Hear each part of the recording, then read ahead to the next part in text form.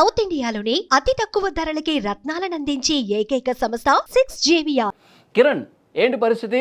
ఆ సీసీ కెమెరాలో మనకి చాలా స్పష్టంగా ఆ పెట్రోల్ బంక్లో ఉన్నటువంటి రికార్డ్ అయినటువంటి దృశ్యాలు మనకు కనిపిస్తూ ఉన్నాయి. దీన్ని బట్టి ఇదే అనుకోవాలా? ముందే ఆ బైక్ ప్రమాదానికి గురై శివ ముందే చనిపోయాడని చెప్పి అనుకోవాలా? నిన్న జరిగిన సంఘటన వేరు, ప్రచారం అయితే ఇప్పుడు ప్రస్తుతం ఉన్న ప్రచారం అయితే ఒకటి వెలుగులోకి వచ్చింది. ఏదైతే నిన్న బైకర్ శివశంకర్ ఏదైతే చిన్నటేకూరు దగ్గర ఘటనా స్థలం నుండి 3 కిలోమీటర్ బ్యాక్ సైడ్ ఏదైతే ఉందో ఇక్కడ పెట్రోల్ బంక్ లో పెట్రోల్ పోపించుకొని ఇటువంటి మళ్ళీ బయలుదేరడం జరిగింది. అయితే ఇక్కడ మొత్తం మీద ఏం జరిగింది అనేది ఇక్కడ పెట్రోల్ బంక్ నిర్వాహకులు కూడా వాళ్ళ మేనేజర్ కూడా పూర్తి వివరాలు అందించేకి సుమన్ టీవీ ఎక్స్క్లూజివ్ గా వివరాలు అందించేందుకు వాళ్ళు అయితే ఉన్నారు, మనతో పడుతున్నారు. వాళ్ళు అడిగి తెలుసుకున్నాం. చెప్పు, నిన్న రాత్రి ఏం జరిగింది? శివశంకర్ ఆ బైక్ వచ్చాడు పెట్రోల్ వేసుకోవడానికి. అప్పుడు బొమ్మ దగ్గరకు వస్తే అక్కడికి వచ్చాడు. వచ్చి డ్రింక్ చెప్పినట్టు అక్కడ నుంచి ఇక్కడికి రమ్మని చెప్పేసి సెకండ్ పాయింట్ దగ్గరికి పిలుచుకొని సెకండ్ పాయింట్ దగ్గరికి పిలిచిన తర్వాత పిలిచి చేసి పంపించేశాడు. జాగ్రత్త ఉందండి, జాగ్రత్త వెళ్ళండి అని చెప్పి మా పంపాయి చెప్పారు. తర్వాత ఏం జరిగింది? తర్వాత ఇంకా పిలిచి చేసి వెళ్ళారు. పిలిచి చేసిన తర్వాత మార్నింగ్ ఇన్సిడెంట్ జరిగిందని చెప్పేసి నాకు వాట్సాప్ గ్రూప్ ఇక్కడికి పెట్రోల్ బంక్ దగ్గరికి వస్తే ఏమన్నా నైట్ బస్ లేదన్నా నైట్ అంటే ఇక్కడ శివశంకర్ గానీ వాళ్ళ ప్రవర్తన ఎలాగుంది? 99% డ్రింక్ చేశారు. బ్యాక్ సైడ్ వాళ్ళ ఫ్రెండ్ వాళ్ళ రిలేటివ్స్ ఐడెంటిఫై చేయలేదు. కానీ వాళ్ళైతే బైక్ డ్రైవర్ చేసే శివశంకర్ అంటున్నారు కదా, అతనైతే ఫుల్ కండిషన్ అంటే డ్రింక్ కండిషన్. అంటే అక్కడ పెట్రోల్ పోపించింది ఎవరు? వాళ్ళ ఫ్రెండ్ పోపించారా, శివశంకర్ పోపించారా? ఎంతసేపు ఉన్నారు ఇక్కడ? పెట్రోల్ పోపించింది శివశంకర్ పోపించాడు.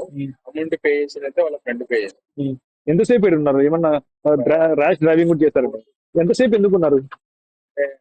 అక్కడ నుంచి అక్కడికి వచ్చారు కదా, డ్రింక్ చేశారు, నిలబడి అక్కడనే బైక్ పెట్టేసి అక్కడ నుంచి ఇక్కడికి నడుచుకుంటూ వచ్చారు.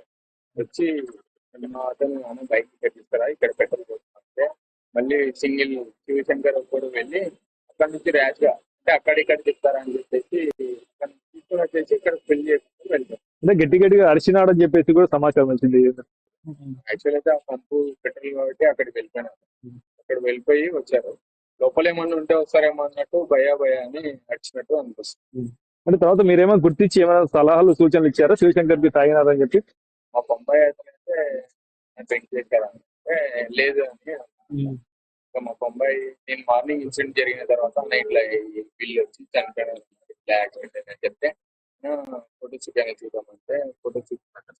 అతను వీళ్ళు నాతోనే మార్నింగ్ డీజిల్ పెట్రోల్ కొట్టించుకొని వెళ్ళిపోయినాను.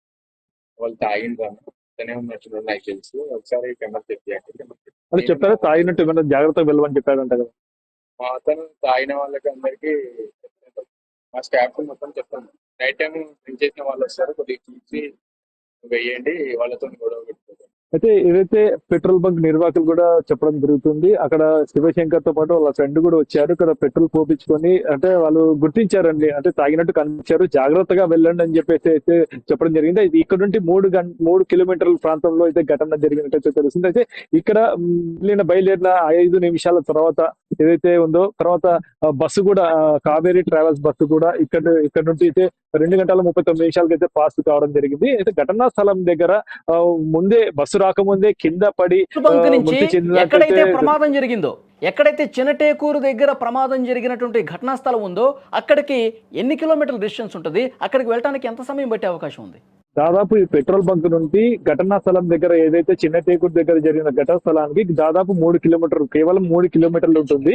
అయితే ఇక్కడ నుండి పాస్ అయిన ఏదైతే శివశంకర్ తర్వాత ఇక్కడ మళ్ళీ 5 నిమిషాల తర్వాత ఇక్కడ బస్సు పాస్ అయింది. దాదాపు 12 నిమిషాల తర్వాత అక్కడికి బస్సు చేరుకోవడం జరిగింది. అయితే దీన్ని బట్టి చూస్తుంటే శివశంకర్ ఈ బస్సు రాకముందే కింద పడ్డాడని చెప్పేసి ఒక సమాచారం అయితే మనకి క్లియర్ గా అయితే అర్థమవుతుంది. పోలీసు అధికారులు కూడా దీనికి సంబంధించి కొంత ఇన్ఫర్మేషన్ తెలియజేసినట్టు వస్తుంది.